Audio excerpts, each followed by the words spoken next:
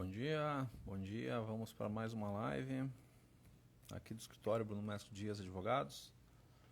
Vamos chamar os nossos convidados da live de hoje.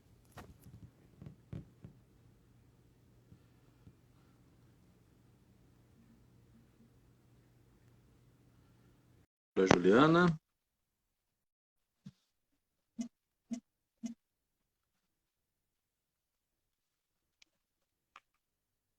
E o Dr. Bruno.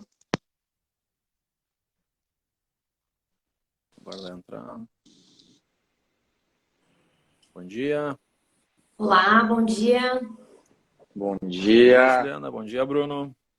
Bom dia, bom dia. Bom, vamos lá, pessoal, para mais uma live. Para quem não nos conhece, eu sou o Dr. Bruno Mesco Dias. Estou acompanhado da doutora Juliana Conrad e do Dr. Oswaldo Debem Borba. Todos nós trabalhamos aqui no escritório Bruno Mesco Dias Advogados. E hoje nós vamos falar sobre auxílio acidente, especificamente aquele por perda auditiva, né?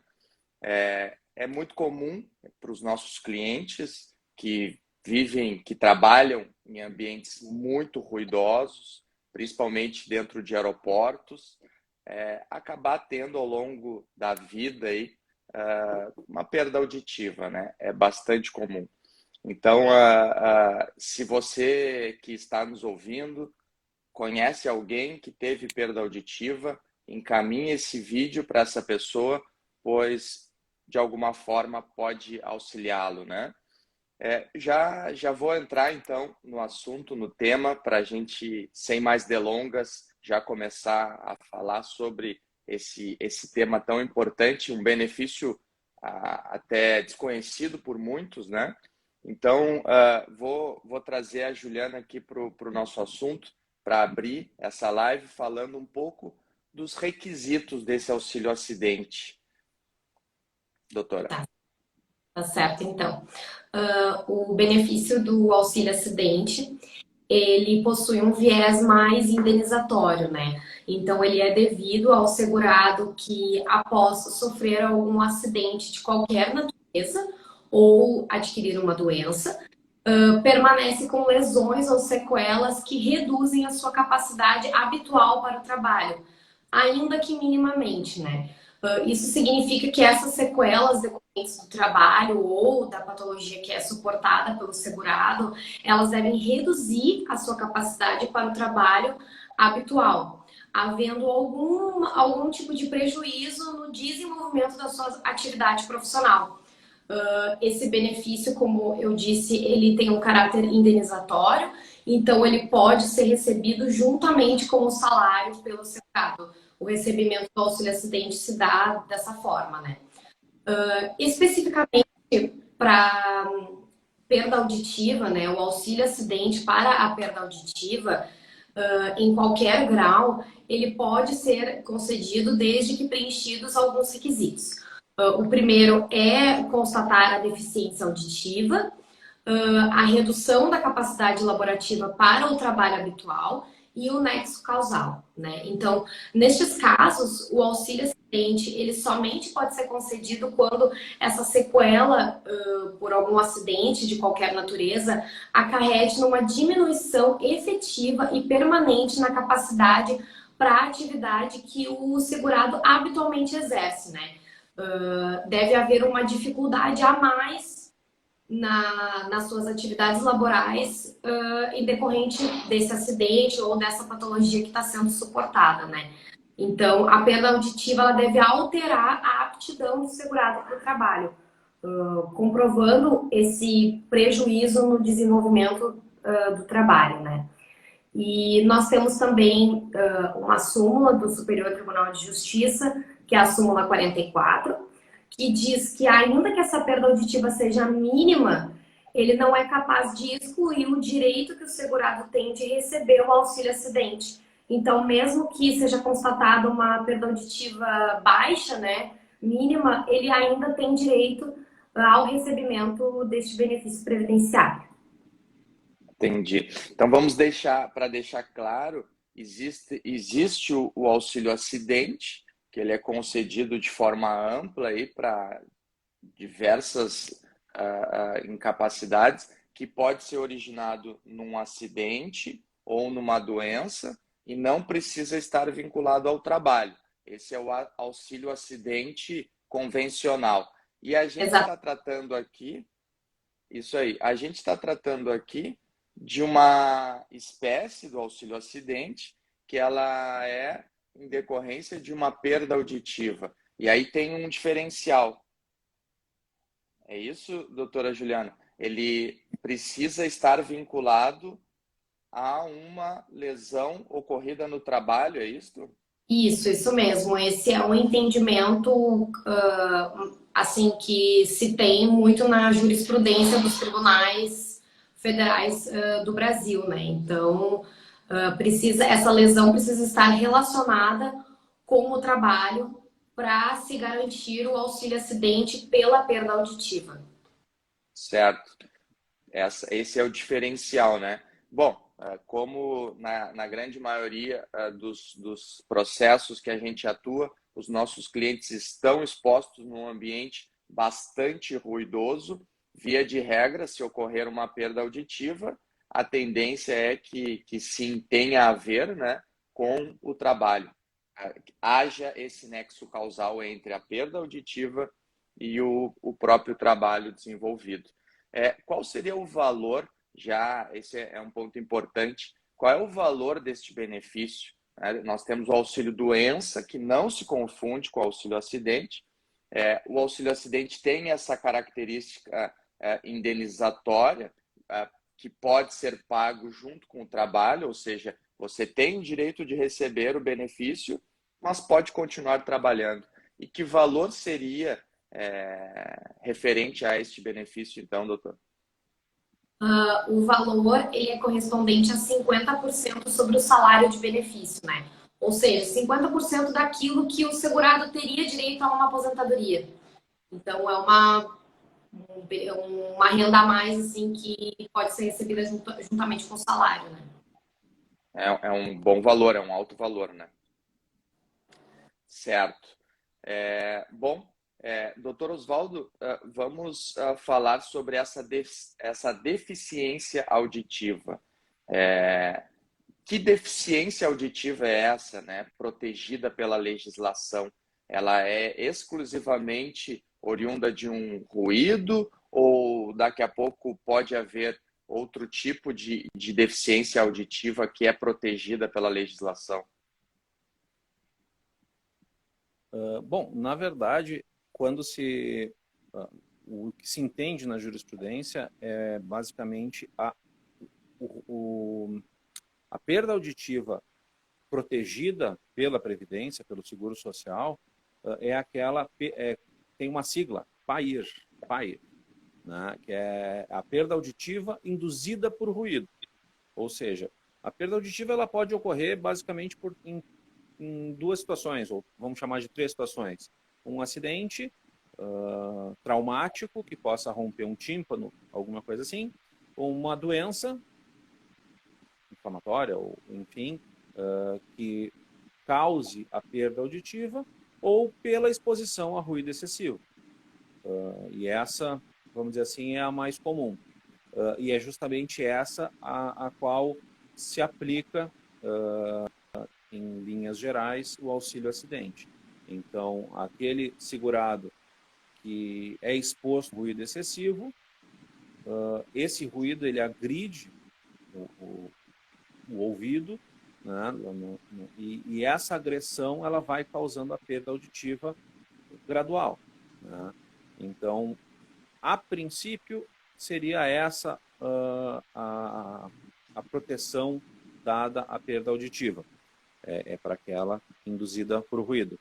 Porém, e aqui é o trabalho do advogado, é justamente trazer esses poréns, né? Dá para se dizer que existe uma tese em que há uma possibilidade de ampliação dessa proteção.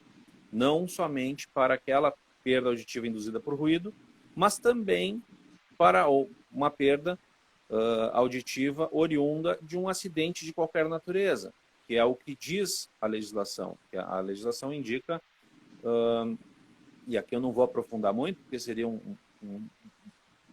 vamos dizer assim, seria um papo de advogado, né? Mas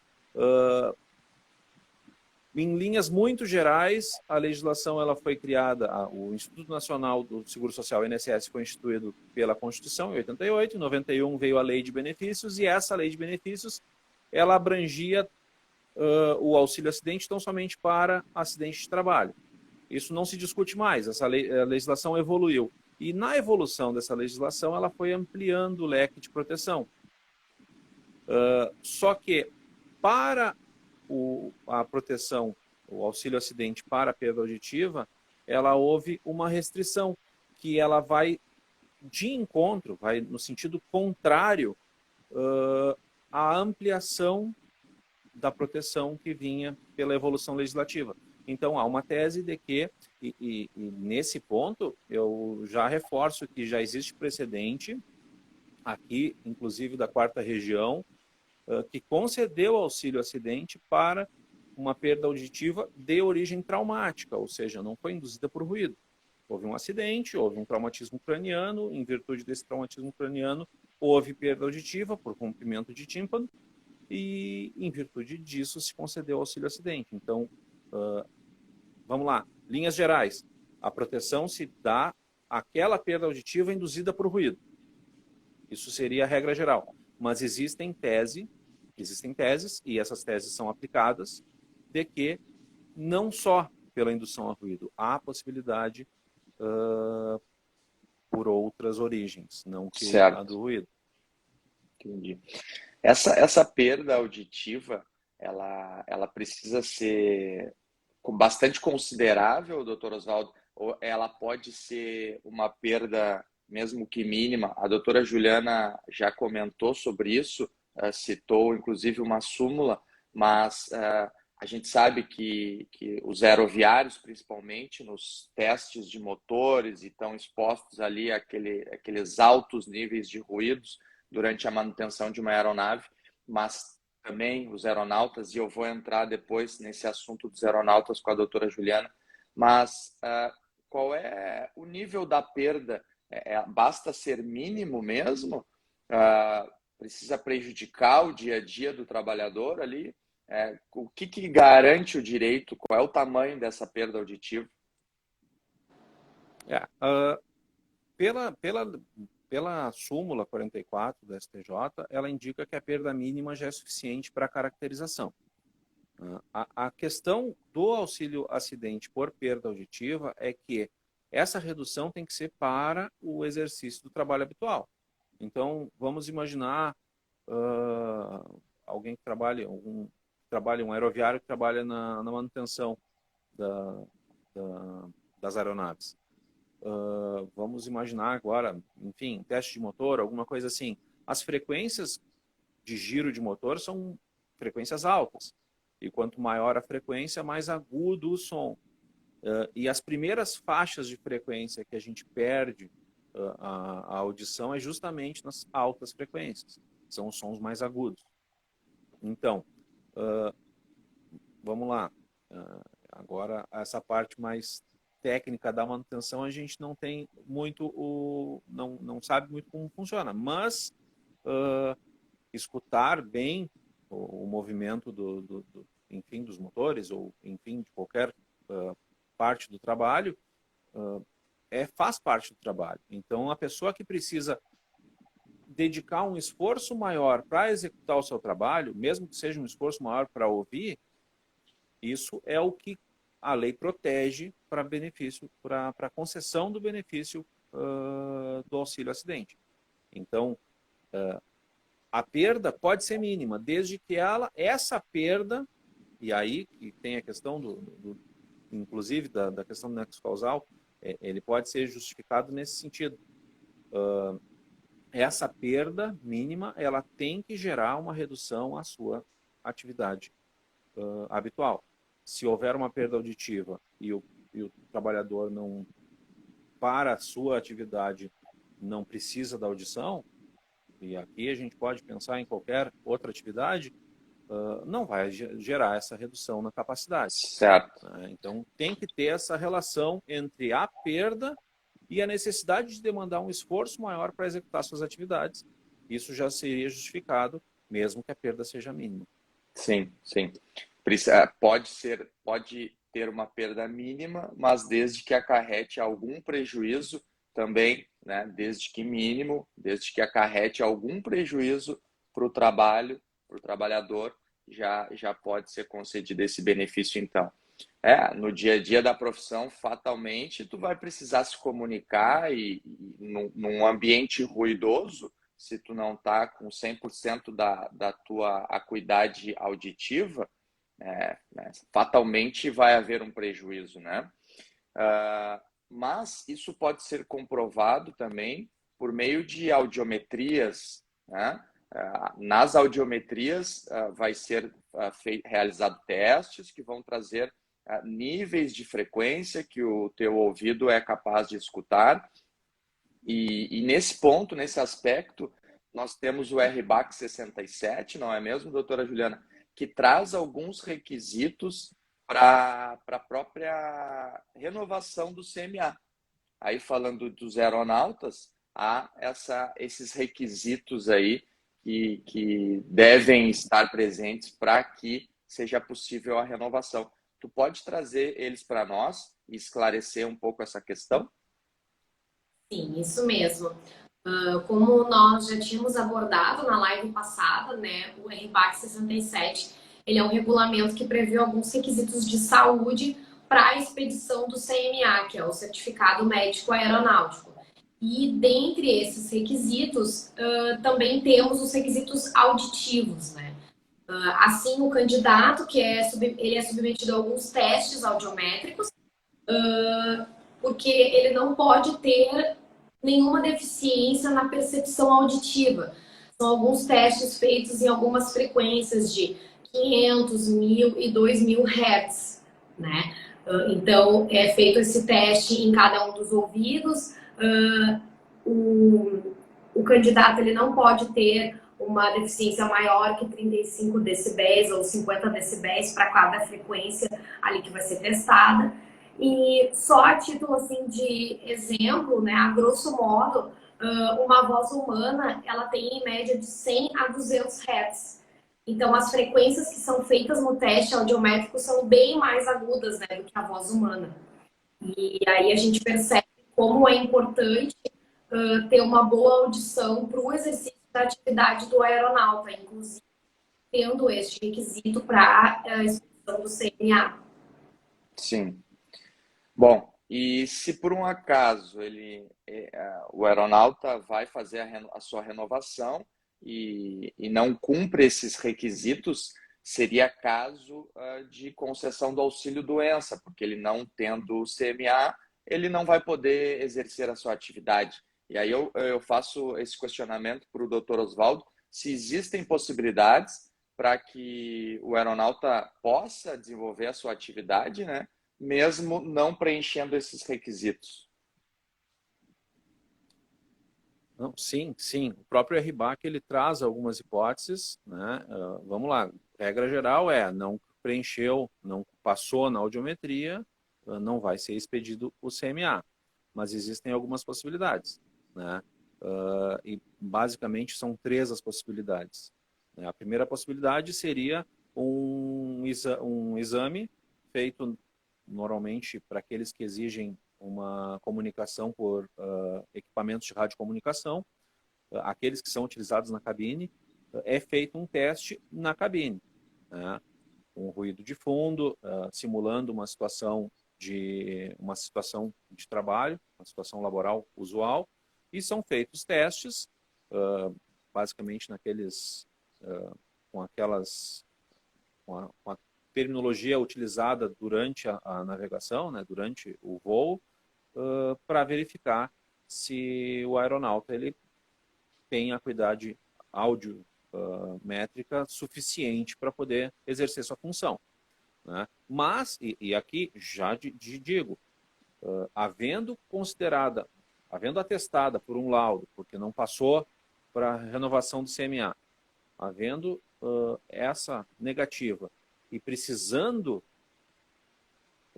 fazer esse segundo teste, já está caracterizado uma redução laboral.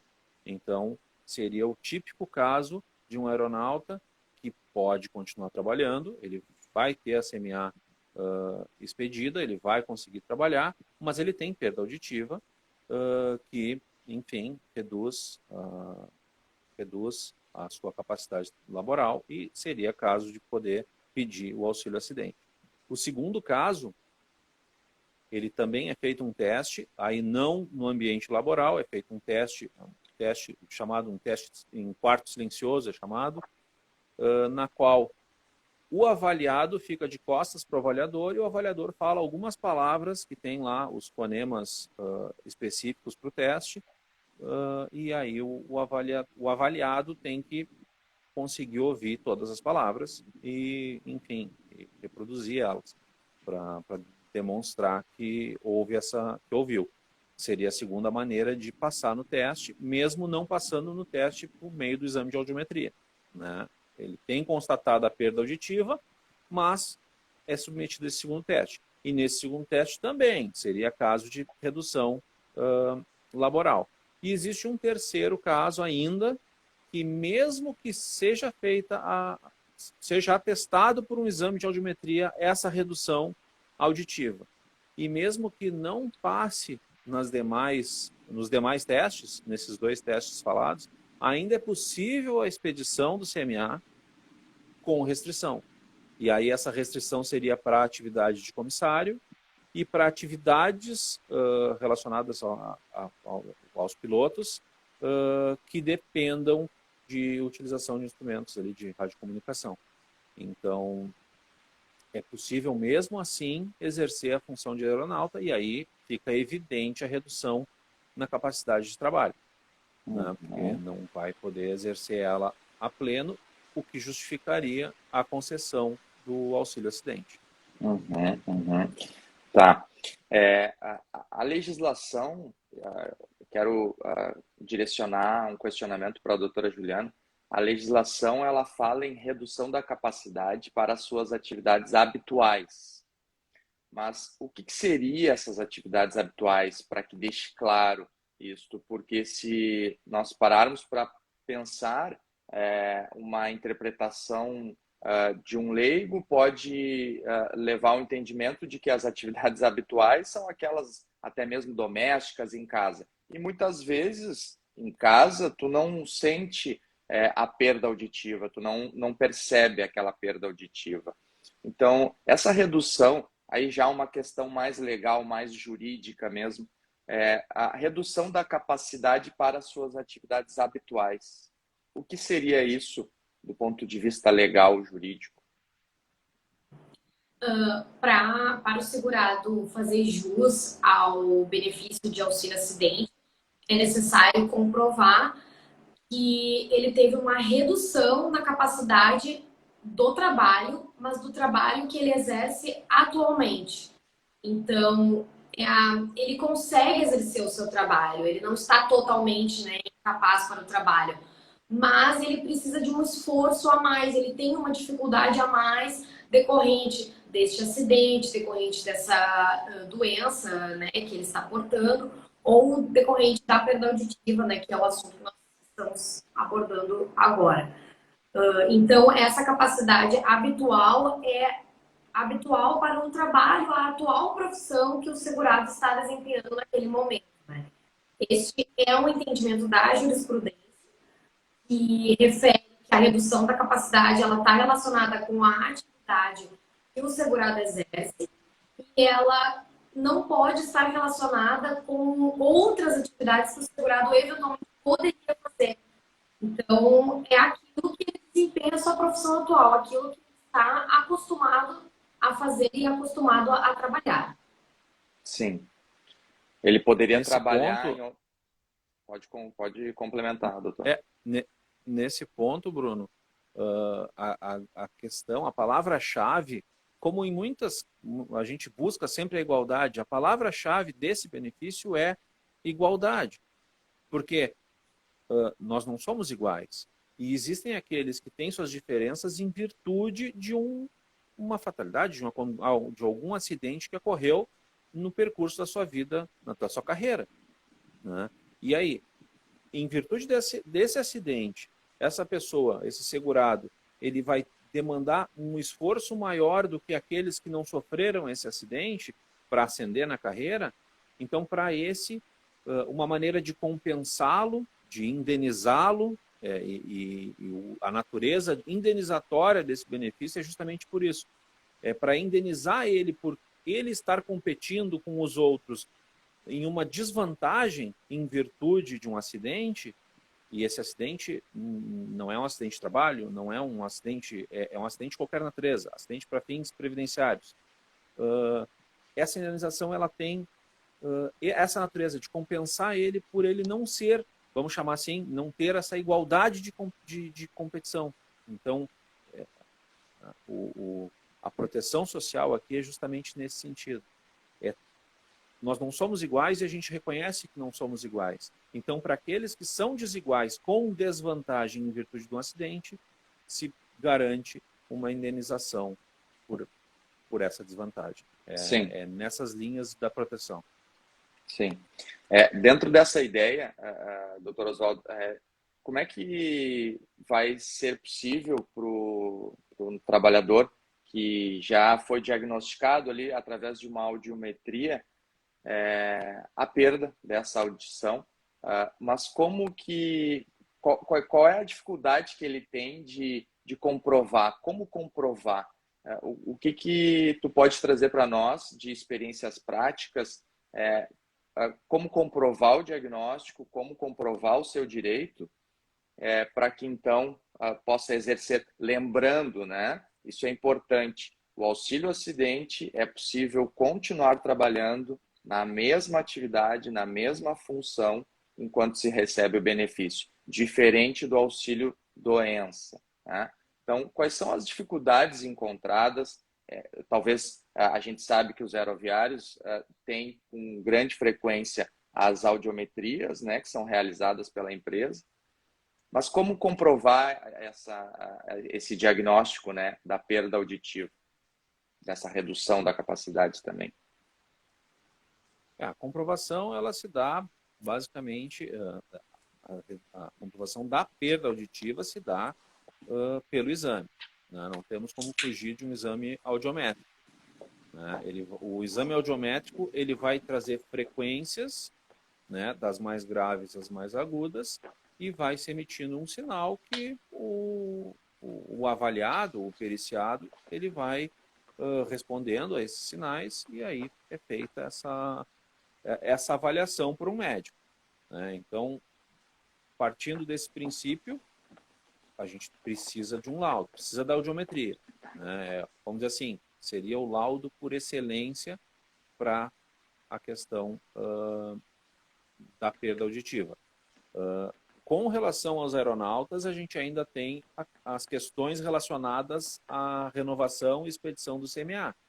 Então, sempre que for negado o CMA em virtude de um exame audiométrico, isso é uma prova que para os aeronautas é por excelência, né? E se for necessário fazer um daqueles exames adicionais, vamos supor que não passou pela audiometria, mas passou por alguma daquelas outras hipóteses, é mais uma prova de que há uma perda auditiva, né? Então, a maneira de provar é essa, mas já conversamos sobre as dificuldades da prática não se resumem à comprovação, né? Muitas vezes a nossa dificuldade está lá na perícia, né? Sim, sim. E para finalizar, então, a gente já está estourando o nosso tempo.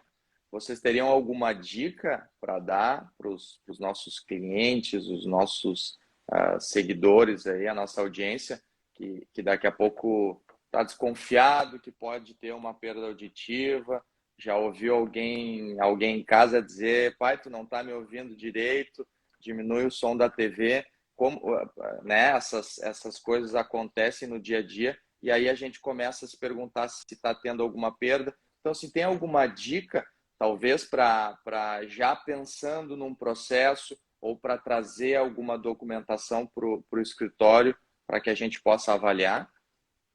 Para finalizar, deixo esse momento aí para que vocês tragam alguma dica para o pessoal. Bom, primeira coisa é busque o diagnóstico, né? Lá no médico, não está ouvindo direito. A gente sabe que os aeronautas têm uma certa periodicidade esse exame, né? Se não me falha a memória, de 5 em 5 anos. A partir dos 40, de 2 em 2. Então, existe uma certa periodicidade que eles são obrigados a fazer. Mas mesmo para aqueles que não são aeronautas, busque o médico, faça essa audiometria, é importante, né? E aí, muitas vezes a gente está sentindo uma dificuldade, não sabe de onde. É possível que esse exame traga alguma resposta, né? Essa dificuldade para identificação em alguma coisa no trabalho, esse exame é uma possível resposta a isso. E com o exame na mão, aí a gente tem que fazer uma avaliação justamente da atividade para ver o quanto a audição impacta no exercício da sua atividade. Isso aí. Doutora Juliana. Doutor Oswaldo disse o ponto principal, né, da nossa dica para buscar um médico, buscar um diagnóstico, analisar as avaliações audiométricas que são feitas, né, durante o trabalho, e verificando, tendo algum problema, verificando que está tendo alguma dificuldade auditiva, tentar buscar, né, a concessão desse benefício. Como o doutor Oswaldo falou, o nosso maior são as perícias, mas o importante é a gente unir a documentação para a gente poder pedir esse benefício. Doutora Juliana, o seu áudio estava falhando, não sei se só para mim, mas deu para compreender de modo geral. Uma dica que eu deixo também é grave no celular aquele momento do trabalho em que o ruído é muito alto, para já ir de alguma forma montando aí um acervo probatório para que possa encaminhar para o advogado analisar também. Isso é bastante importante. Acho que a gente abordou os principais pontos desse benefício, né? E dessa forma eu encerro então essa live fazendo uma lembrança para que, aliás, um pedido para que você que assistiu, se tiver alguma dúvida, mande para a gente no direct, faça comentário no vídeo para que a gente possa avançar e esclarecer as dúvidas que possam surgir e até mesmo preparar outros temas aí para futuras lives. Tá bem? Agradeço a presença dos ilustres doutores e até a próxima. Até a próxima. Até a próxima. Abraço.